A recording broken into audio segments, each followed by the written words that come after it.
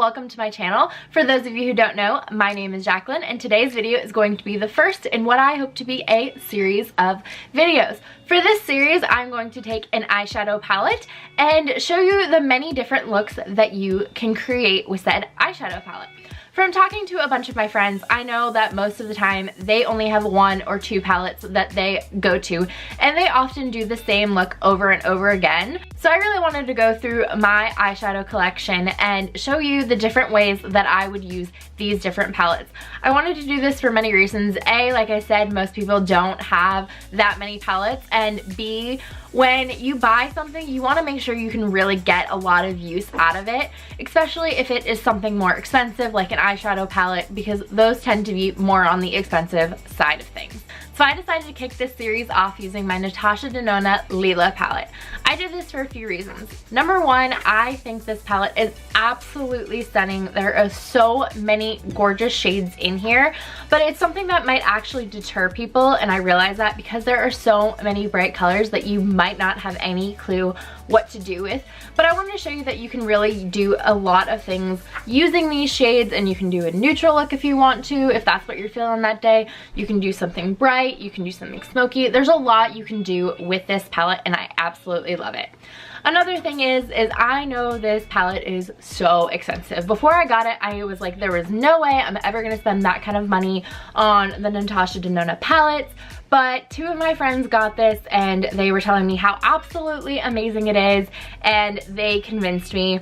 And it also helped to see how much product you were actually getting. So in this palette, you get 15 different shades at 2.5 grams a piece, which is actually a ton of product. You can compare that to the Modern Renaissance palette, where you get 14 shades for 0.7 grams a piece. And I want to say this is like $42. So yes, it is a fraction of the price, but you are also getting a fraction of the product. I also really love how these shadows blend, so I really just wanted to start the series off showcasing this palette because it is something that I really love. And when I got this palette, I could not put it down, and I barely can put it down, and it is one of my go-tos, one of my favorites, so I really just wanted to show it off. So that all being said, I'm going to show you how I got this eyeshadow look that I'm wearing right now. It is a gorgeous mauve pink kind of a look that goes well with anything. It is something that I absolutely love wearing and I really cannot get enough of. So I really hope you enjoy this, and let's jump right into the tutorial. Since this video really is all about what you can do with this eyeshadow palette, I already did the rest of my makeup so we could just get started on the eyes. So the first thing that I'm going to do is I'm going to take my Smashbox 24-Hour Photo Finish Shadow Primer and prime my eyes. I do this with any shadow that I am wearing. It is always my first step. I take a little bit on my ring finger and I blend it out over the eyes. So the next thing that I'm going to do is set my eyes using the Cover FX Perfect Setting Powder. You really can use any sort of setting powder that you have. This is just what I have in front of me and like to use. But you could also use a flesh colored eyeshadow if that is what you have.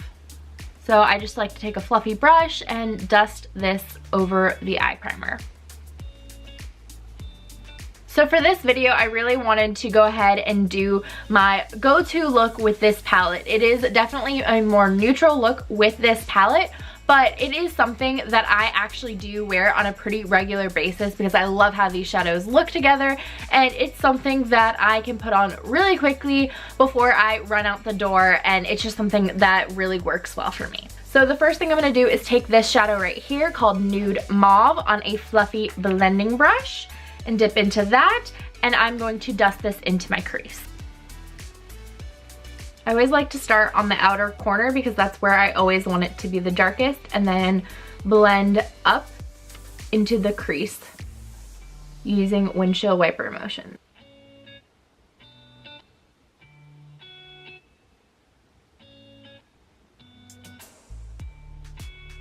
I like to do this a few times so I can really build up that color and feather it out.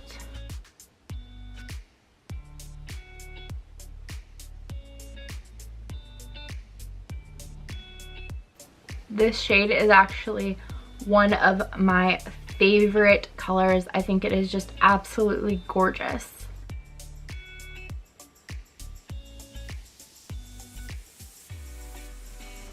I love how it is a nude taupey kind of shade that has a little bit of pink and purple in it. I think it is super versatile and I cannot get enough of this shadow. Now I'm going to take this shade right here on another fluffy brush. It's called Nude Vino, and I'm going to concentrate this in the outer corner.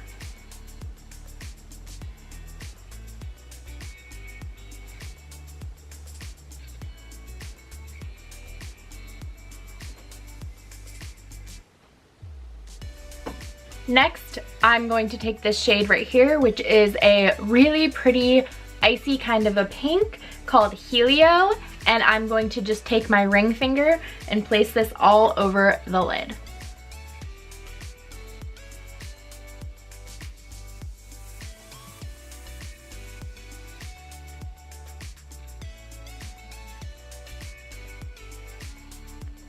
Taking my fluffy blending brush once again, I'm just going to blend the two together and make sure it is seamless.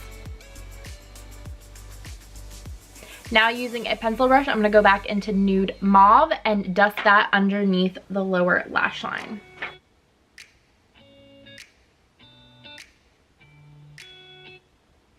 Now for an inner corner highlight, I'm going to take the shade down here called Juno, at least I think that's how you pronounce it, on a fluffy flat brush and tap that into the inner corner.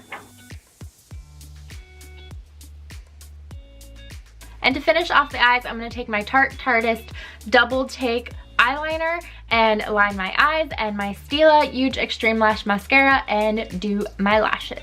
And there you have it. This is my go-to everyday mauve pink eyeshadow look using the Natasha Denona Lila palette.